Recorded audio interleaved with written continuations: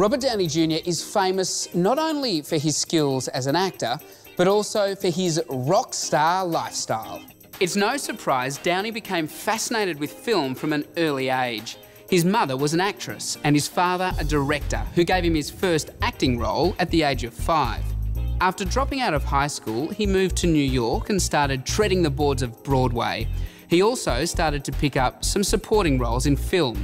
His big break came as a tragic junkie in Less Than Zero. Downey started getting steady work on the big screen in films like Chances Are and Air America. But it was as the famous screen legend Chaplin that he earned his first Oscar nomination. He's a huge fan of Chaplin's work, so the pressure was on to get the role right. I just kind of feel like I've really done something that was very difficult and that I didn't necessarily think I would be able to do all that well.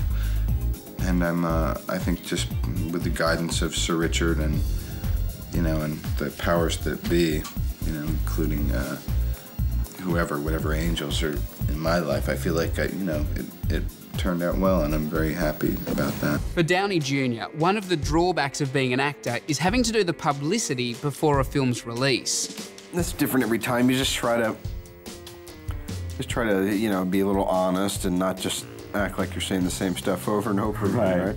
Boy, it's difficult. I think it's one of the most difficult things, Like, say, for instance, doing David Letterman is really scary. Passionate about his craft, Downey's known for his work in a diverse range of films like Natural Born Killers, Only You, One Night Stand, and Home for the Holidays. Despite the variety, there are times Downey Jr. finds his work a bit isolating. It can be, yeah. It can be very isolating, lonely. Depends, God, if we were on location in Berlin, I don't think I'd be, wanting for things to do.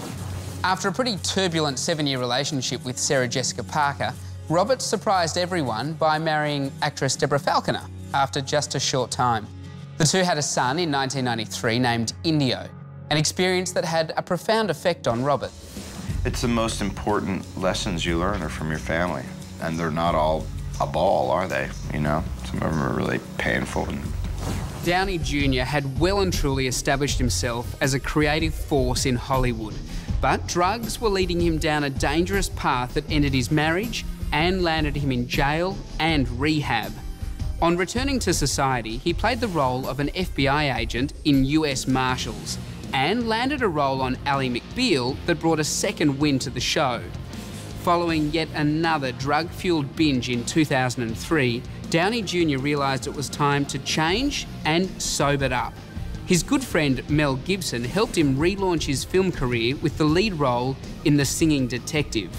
It was a particularly challenging part because he had to play dual roles. I like doing hard stuff. I'm good at hard stuff. It's the simple stuff that baffles me.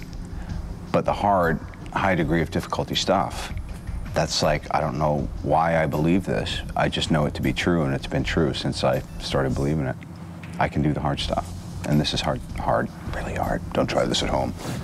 With his personal life back on track, he found love again on the set of Gothica, where he charmed producer Susan Levin, who he later married.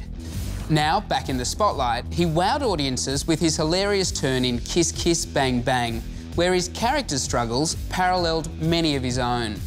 Well, they say the bigger the setback, the bigger the comeback, I think about Harry and I having basically the same challenges, which is we're the makers of our own problems, but also, like him, essentially just a hard-working guy who wants to do the right thing. A successful acting career and private life are difficult to combine. Downey Jr. is regularly confronted with this problem. If only life was as easy as Hollywood. You basically get to start your life anew with every picture if you like. If you're smart enough to shed those skins and keep peeling your own onion, you get what everyone gets and deserves in life, which is every day, every second right here in the moment is new. Despite being one of Hollywood's biggest stars, Downey Jr. still regularly appears in smaller indie projects like A Guide to Recognising Your Saints, and he even played a high school principal in Charlie Bartlett. I guess that it seemed like a bit of a stretch, at least in others' perception of me. But not unlike Charlie, you know, I kind of navigated my way, sometimes poorly, sometimes aptly, through a young adulthood, and now here I am in my early 40s, and I've become responsible enough to kind of own whatever authority I'm allowed. And so it really wasn't that much of a stretch as far as feeling like, do I know what it's like to try to manage more than is easy to. His partying ways may be behind him, but he's not about to get on his high horse and judge some of today's younger stars who may be headed down the same destructive path that he travelled on. I can't have any judgment on anyone else. I just relate to and understand what it's like to lose your way and then find it again. And ultimately you find it by getting with the right people. Iron Man gave Downey Jr. the chance to play a superhero. The film was a massive success at the box office, and it also meant that he was out and about once again promoting his movie. You know, it's a lot of work, but the fact that audiences have been enjoying it and the reviews are pretty good, and it seems like it might do good enough business for us to be able to return and do a couple more is, it just feeds you, you know. I've sat in this chair so many times and just kind of had to imagine I didn't want to just join the journalist who was saying, well, this film doesn't really hit the mark, you know, whatever. They didn't like it and I don't like it, and here we are talking about it, you know. However, Downey Jr. didn't take the part for box office returns. For him, it was more about making the kinds of movies that he wanted to see. The reason that I'm playing Tony Stark, the reason that I'm involved in Iron Man, the reason that I'm so excited is I'm crazy about movies. That's why I wanted to become an actor. And of course, if you're Iron Man, you get to wear the cool-looking, if slightly uncomfortable, suit.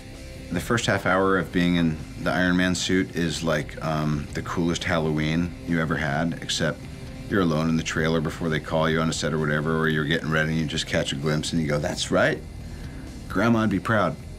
On set, Robert's known for his ability to improvise, but it's not as simple an exercise as you'd think. Well, to me, improvisation is when you take something, you add other elements to it, and then you go and shoot that, and if something also happens to come up, that's it. But to me, an improvisation usually has to start from upping the wit factor in what you're doing. It's not like I'm just banging out one-liners in the moment. I'm basically there either in a suit or in some other situation where I'm kind of constricted. So we would talk about how we could make something more engaging. We also took it for granted that our audience was likely to be pretty smart and witty themselves, and we didn't want to insult them by not bringing as much as we could to it. Downey Jr. stole the show in Tropic Thunder as a white Australian playing an African American, and even scored an Oscar nomination. Despite all this praise, he likes to stay down to earth, and he's got difficulties with actors who have big egos. The most ridiculous thing about the whole celebrity thing is we tend to put ourselves under the impression that what we say off the topic of the movie we just did, or what we say that we would give as advice to anybody or anybody regarding anything. Now look, if they call me into a little acting workshop and I see a couple complete nerds do a scene and it's awful, I'll give them some feedback, because I actually know something about that. Never afraid to tackle an accent, Downey Jr. went all British to play Sherlock Holmes. I'm realizing that there's a lot of elements there that I couldn't help but infuse him with. He's always had a sense of humor in the books, but there'd be times when we'd just be having too much fun, and Guy would encourage me to basically just be having a huge laugh at Watson's expense, which is probably something he's done in the books. Yes, he has, but we just couldn't help it that day, so we kept putting Watson in more and more lousy circumstances. Always keen to push the envelope, Robert starred alongside Zach Galifianakis in the crazy road trip movie Due Date. Honestly, I'm really fortunate at this point in my career. I'm not just going to go be derivative, and I think that's why Iron Man kind of worked out well, as we did something a little bit different with that genre. So we like playing with genres, and we like not trying to improve on them, but just try to take them in a slightly different direction. I love movies, so when I go to films, I expect to not be sold the same soap over and over again. So I'm just trying to give the same respect to the audience that I expect as a movie lover. The life of Robert Downey Jr. has been an amazing journey. He's one of my favourite actors. And in a world where we see so many Hollywood stars fall, it's nice to see one of the greats come back from those depths and be at the top of the acting game once again. And I think the quality of work that we're seeing from him at the moment shows that he's going to be around for a long time to come. Stay tuned to Star Picks for all the movies you know and the actors you love. Broadcast in glorious high definition with 5.1 surround sound where available. For more of the best in entertainment news, check out your Movie Network channels. It's all together better, on screen and at mnc.tv.